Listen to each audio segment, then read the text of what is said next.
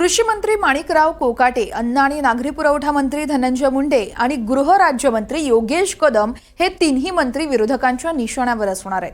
विरोधक या तिन्ही नेत्यांच्या राजीनाम्याच्या मागणीसाठी जोर लावतील, तसा स्पष्ट इशारा ठाकरे गटाचे आमदार अंबादास दानवे यांनी दिलाय।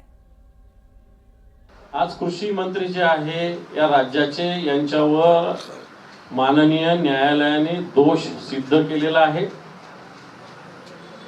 सुनील केदार महाराष्ट्राचे एक मंत्री होते, आमदार होते काँग्रेसचे, यांच्यावर जे आज गुन्हा शिक्षा ठोठावली गेली, त्यावेळेस 24 तासाच्या आत त्यांची विधानसभा सदस्यत्व रद्द केलेलं होतं।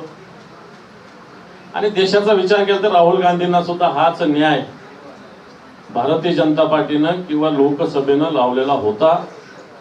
तोच न्याय आताचे जे कृषी मंत्री आहेत माणिकराव कोकाटे यांच्यावर दोष सिद्ध झालेला आहे।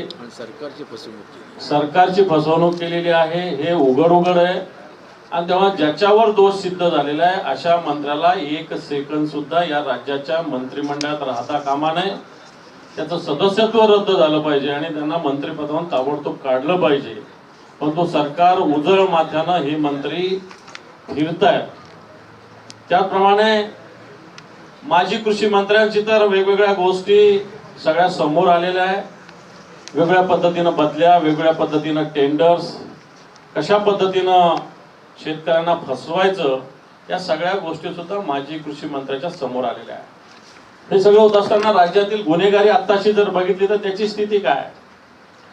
परवाच्या दिवशी पुण्याच्या स्वारगेटमध्ये जी झालेली घटना आहे, या घटनेचा निषेध करायच्या ऐवजी राज्याचे गृहमंत्री ज्या असंवेदनशीलपणे बोलतायत की बलात्कार शांततेत पार पडला, हे काय वाक्य आहे?